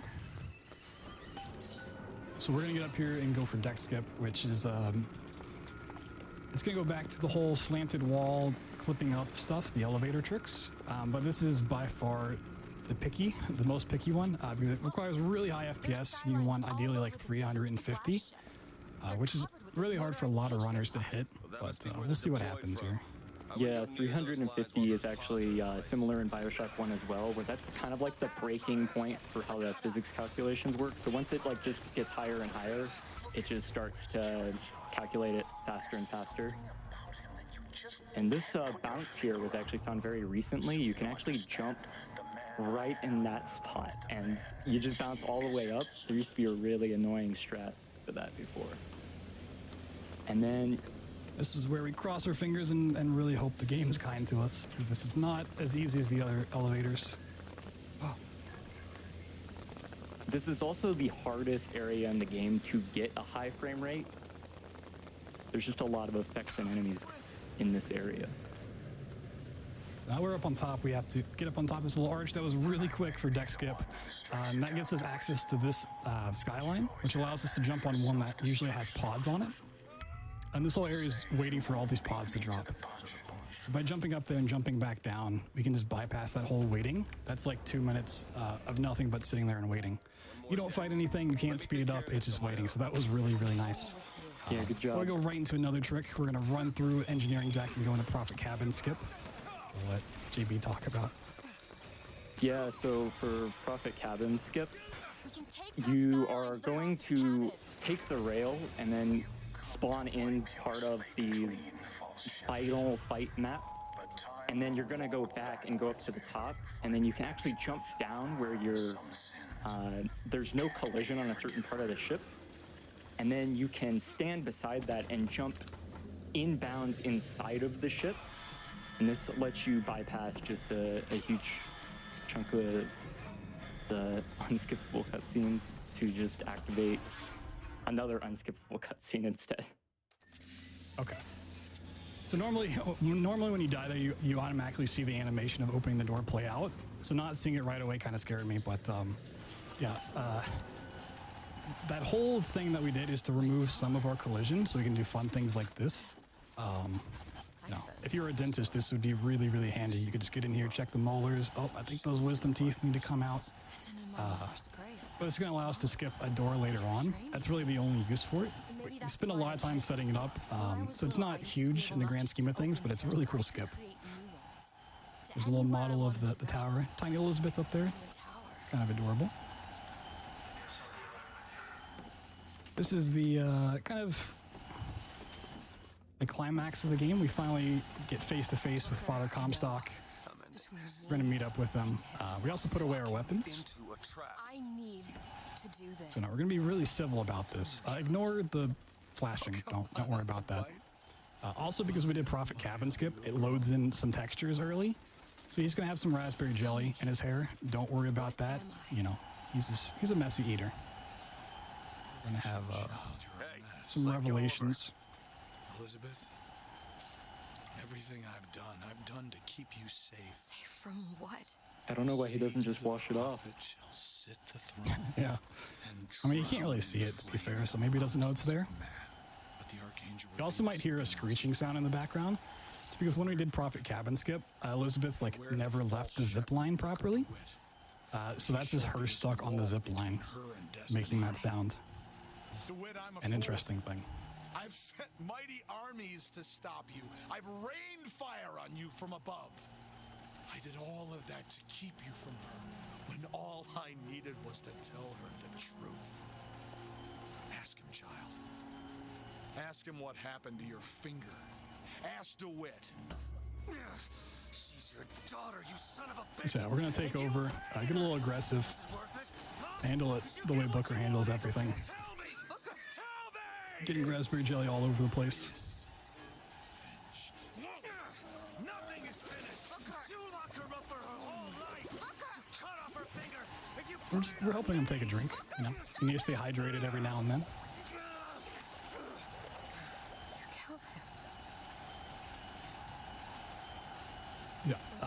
This next part is where Prophet Cabin Skip comes into play. So by losing some of our collision is going to allow us to walk through this door. Normally you have to wait until Elizabeth is done talking to pick lock it, but hey, we can just jump on through. Access this, and yeah, we'll go take a peek at the note, see what it has to say. Oh yeah, I can't read that. Wonder what it says. Oh, we better go hide. I'm just gonna hide in the statue for a little bit here. So coming up is the final fight of the game. This also has a chance to soft lock, and it really likes to, more than anything else, but we'll see how it goes. After this is just a whole bunch of story stuff. We'll see what happens. And while I'm going through this final fight, I'll probably let JB kind of take over, explain what's going on, because although it's not particularly hard, a lot's going on, so. Yeah. Oh no, she found me. Actually, the very first run I ever did of this, Elizabeth soft blocked for 10 minutes, so fingers crossed, everyone. Yeah, and you usually don't find out that this fight is soft locked until the very end of it. So you go through the entire thing and then realize that it's not going to progress and you have to do it all over again. And it's really, really obnoxious. So let's hope it doesn't happen today. But Songbird's finally going to come around. He's going to be on our side, finally. Such a cute boy. Go! Go, go, go! Booker, he'll help us. We can use him against the Vox fleet. Yeah, now this is the Vox Populi coming in the fight, which is Daisy's people. Yeah, so there is a set pattern. So it starts with, there's always one barge with some guys, and then another barge is going to come in. They kind of come in waves. They just don't tell you what the waves are, really. A lot of this is just trying to manage your salt and your ammo. Sometimes Elizabeth will step in and throw you some, and you just gotta hope it's the thing you want.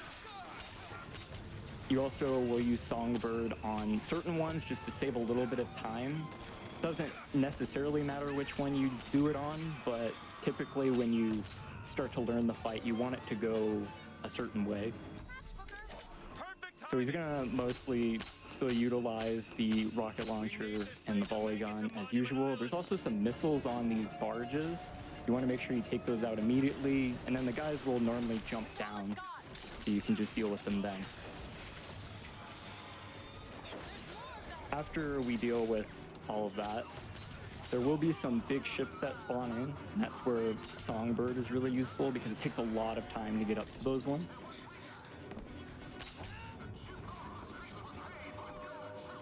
There are also some traps he'll set up. These are actually for enemies that spawn in later in the fight, but those traps remain there for the whole fight. So it's good to just set them up early so you can refill your salt, not have to worry about them.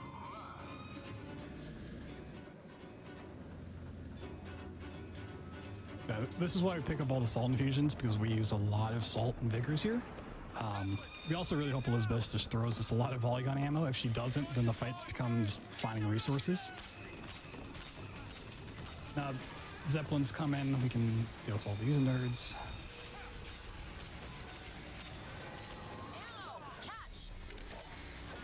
Perfect timing there. It might actually be a little hard to tell, but this fight is actually timed to a certain extent. So in the top right, you'll see a little health bar, and they're actually trying to attack like the core of the whole ship. And if they damage it all the way, then you lose the fight and have to restart, which gives a lot of people trouble in 1999 mode casually. And now that he's handled all those people on the ground, there are some machine gun turret ships, and then he's going to deal with one of the larger ships himself, while he lets Songbird handle the other one for him, assuming it's up in time. Yeah, getting on the Zeppelins here is something a lot of people don't realize casually, that you can use this to sabotage them and take them down entirely, but it's running on the inside and attacking the core. It's always a fun thing to show off.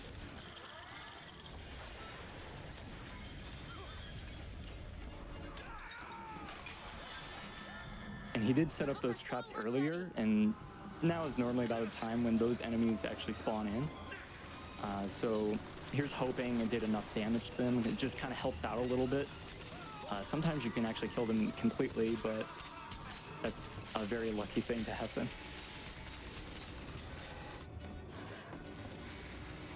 And sometimes once you kill all these Patriots and the enemies, they'll keep spawning for whatever reason, and then sometimes you'll get Rocketeers that pop up. So it just kind of depends on what the game wants to do. It looks like we're getting rockets on this one. Yeah. So once we take care of these guys, it should be over. We should be fine.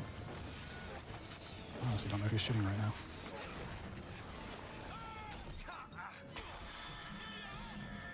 It's always a weird thing to happen too when you just land on like a skybox out in the void. This game,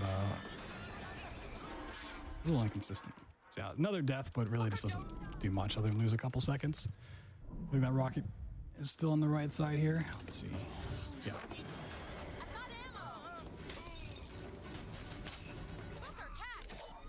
We might still have to deal with 4 enemies popping up. Yeah.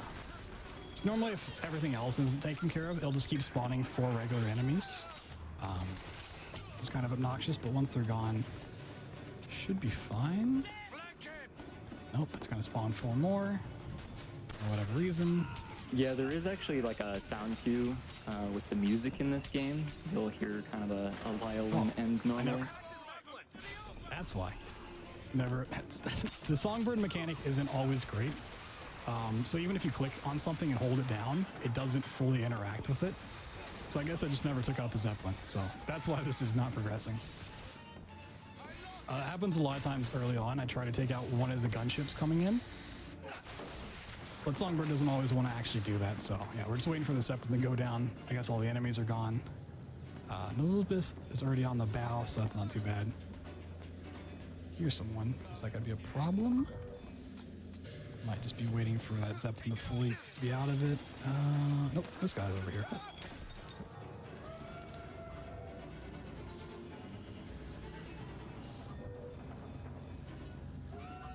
Give it a second. It should pop up and say join Elizabeth on the bow.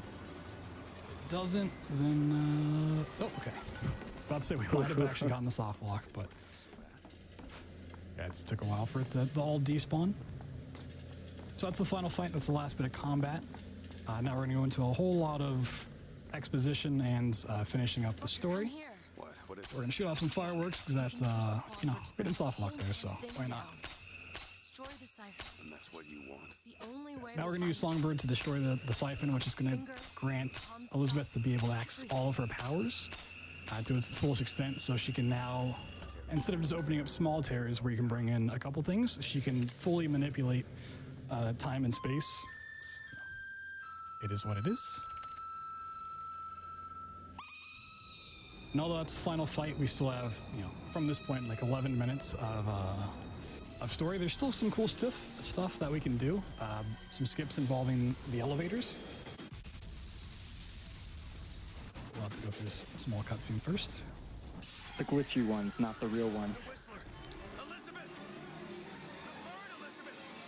Gonna take a little flashback to BioShock 1 here. Gonna pop our way over through to Rapture, which if you play BioShock 1, this is where you get Electrobolt. Where is he? A lot of connections can be made. It's already gone and everything, but we're gonna watch this because, you know, Songbird deserves every bit of attention we can give him. He's a really cool character. That feels a little wasted. We never actually get to properly fight him. We're just gonna watch this very sad death. Very, very tragic. Press F in chat. You're sad. I'm sorry. I know I'm sad. Pay our respects. F. Or burp. What is this place? There's a big daddy and little sister over there. You know, it's also pretty sad. Hey, we're gonna leave Rapture because we don't need to be here anymore. Just nice little flashback into here. Where are you going? Oh, come on. This is gonna kind of wrap some stuff up together in terms of connecting the stories of BioShock 1 and Infinite. Down here. 2 kind of gets overlooked, which is sad. 2's a pretty great game as well. Why? What is going on, Elizabeth? What do Gonna take the you mean bathysphere this is a back doorway? out. We're gonna regret this. We don't want to be here anymore. I'll have to show you.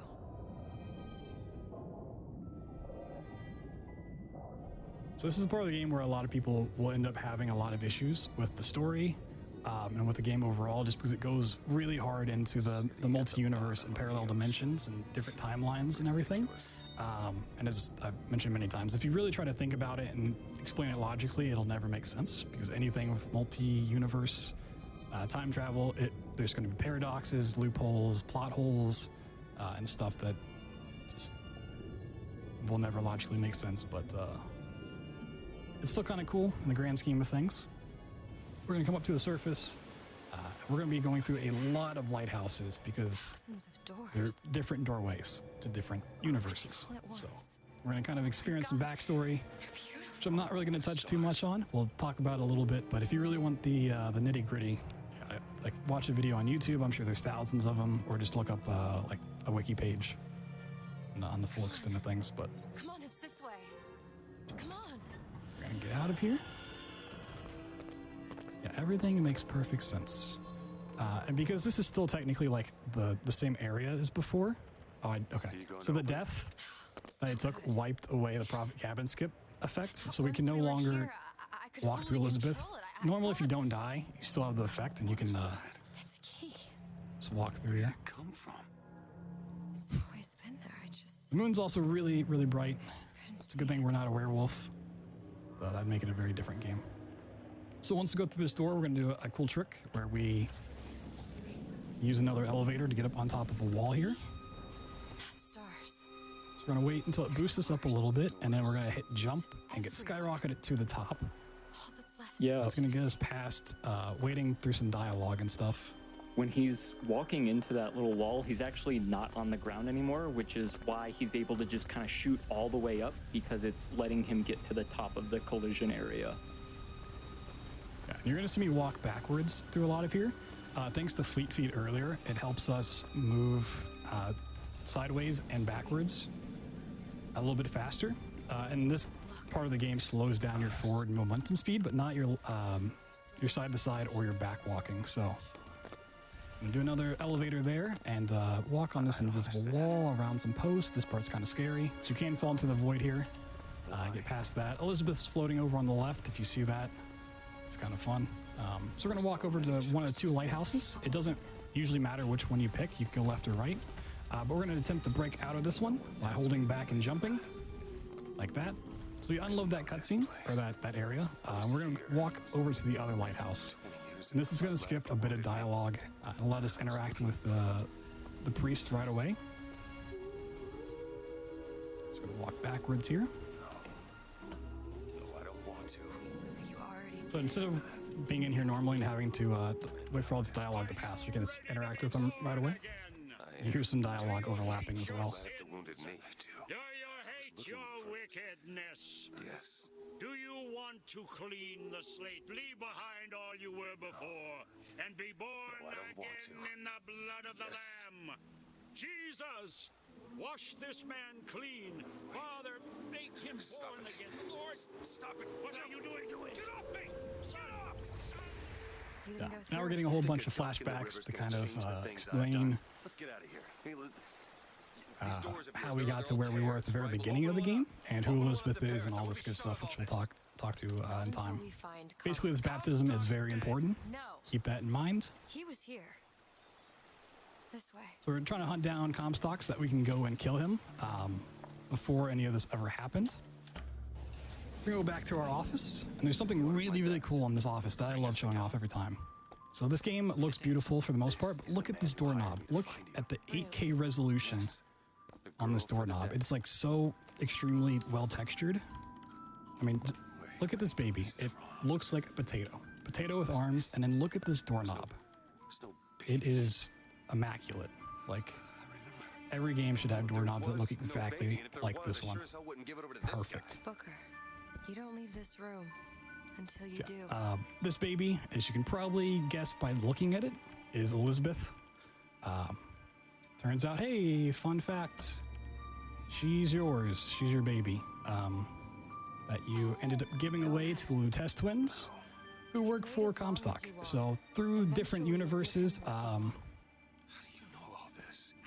Comstock ends up taking Elizabeth as a baby, and then it's your mission to essentially go and get her. So it's So if you want the nitty gritty, go look it up. I'm just gonna give an overview here. The debt's paid. Mr. Comstock washes you of all your sins. And then going through here is gonna put us back in a boat. This is the very opening scene of the game. There's water in the boat. Don't worry. Not gonna drown. I go to Columbia to get you. Booker, you're bleeding. And this whole bleeding thing through the nose was set up way earlier that we skipped over. I think it's introduced in the factory section of the game. Basically, if your nose bleed, that means that you're remembering something from a different timeline or something like that. We can just go on with our lives. You don't need. So here we're walking backwards again. Like Lady Comstock? No, he is alive in a million So here we have to wait for Elizabeth anyways, but she's only as fast as us, so. Over. Now we kind of see how all of the universe stuff works. So there's Comstock, is a much younger man. He's got the baby, trying to get her back. And it's the point where I should point out, keep your hands and feet inside the vehicle at all times.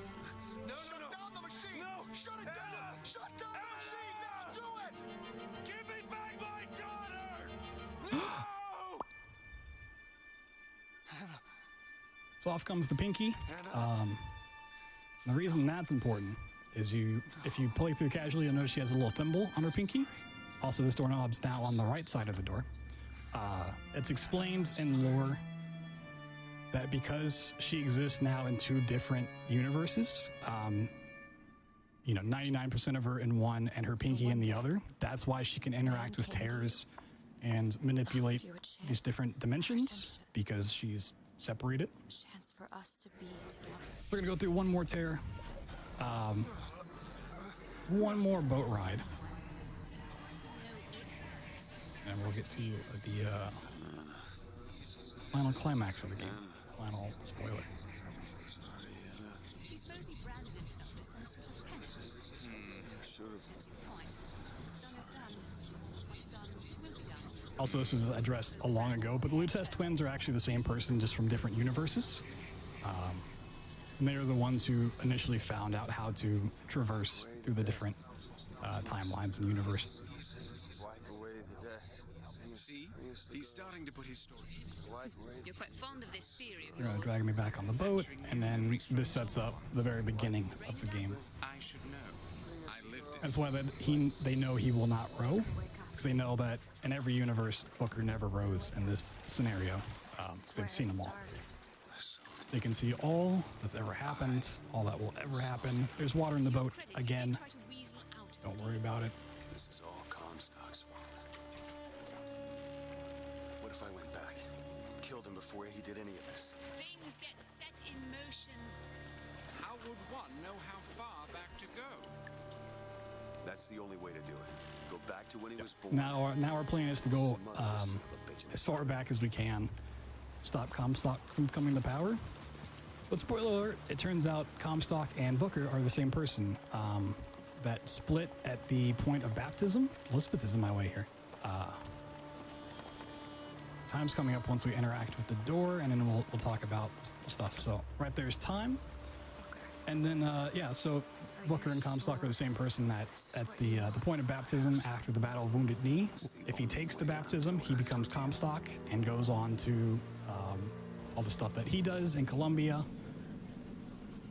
And if he rejects it, then he stays Booker and goes through all of the stuff that we went through. Of course it is. I remember.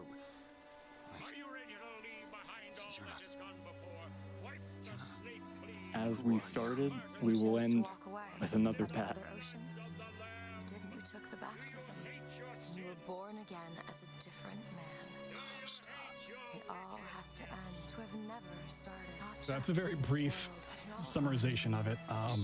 There's a lot more to it, a lot more lore you can go and look up, but Before the choice is made, the classic smother. you are reborn. He's Zachary Comstock. He's Booker DeWitt. Both.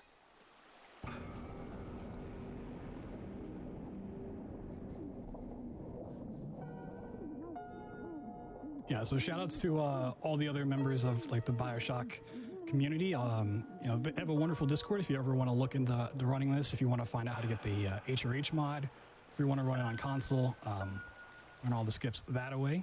You can just go and check them out. Go to speedrun.com/BSI, I believe it is, or just search BioShock Infinite, and you can find the Discord through that. For now, we're going to get into the credits with one little last surprise, one last little Easter egg.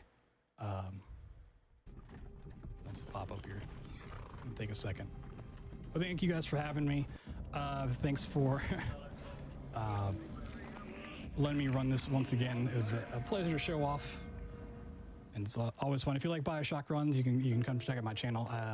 Do a lot of these, run all the other ones, and we go. Good job, BT. Thank you.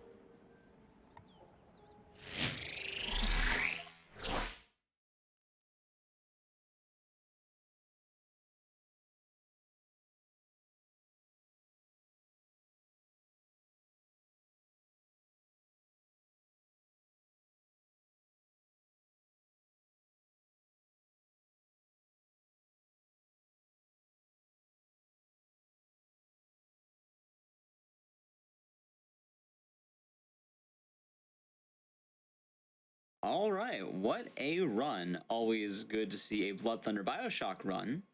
Here's some donations from the end of that run that we can check out. We have $25 from Ecdycis saying, always love Blood Thunder's runs, and seeing him run one of my favorite games of all time meant I had to donate. Thanks to everyone involved for bringing this together this year. We have $20 from Timmy saying, greetings from Germany. Love BioShock Infinite. Gotta donate when it's being run faster than Songbird can fly. Keep up the good work.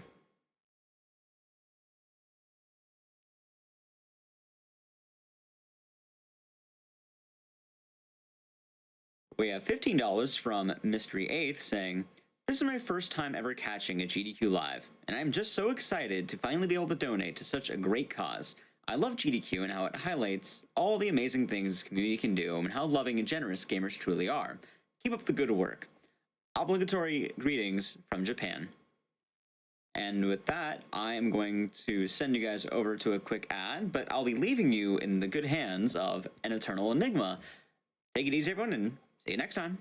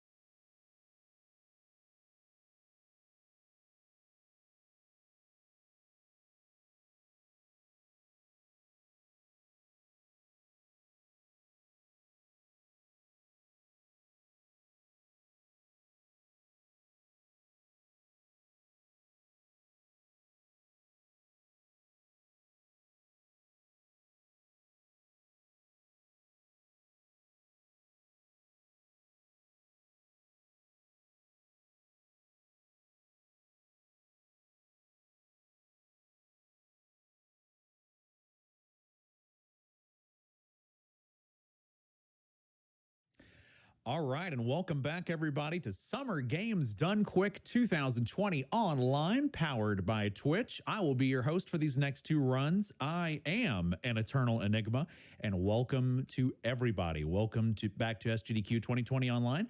Got a few more donations in here that came on through for BioShock. We had a $69 donation from Official Waffles, who said, glad to see BioShock Infinite getting some love. I hope I can stay awake for its entirety. Good luck, BT, and hello, JB. And again, a fantastic run by GDQ veteran bloodthunder with BioShock Infinite.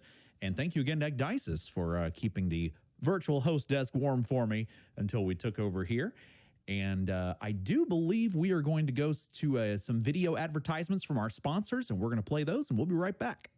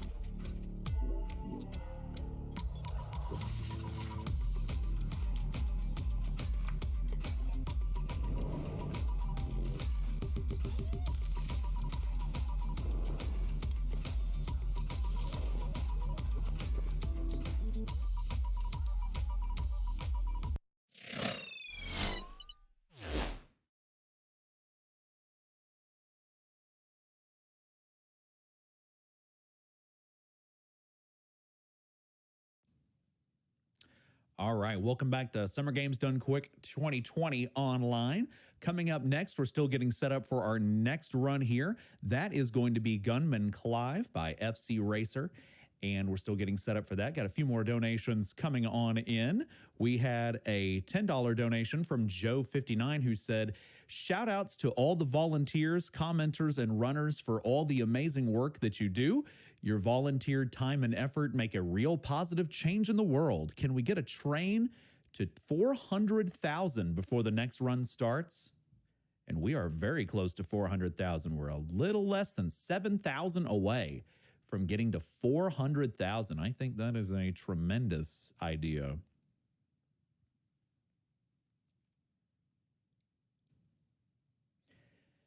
And also, just want to remind you, if you're just now joining us, that Summer Games Done Quick 2020 online is brought together to benefit Doctors Without Borders.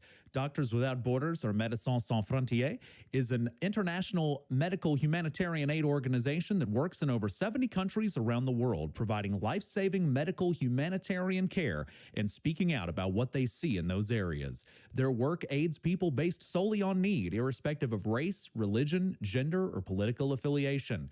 MSF is committed to safeguarding their patients' right to autonomy, confidentiality, and informed consent. 90% of their staff is national, meaning they live locally and are from the country that they work in. MSF relies mainly on the generosity of individual donors, with over 90% of MSF's income coming from private donors giving small amounts.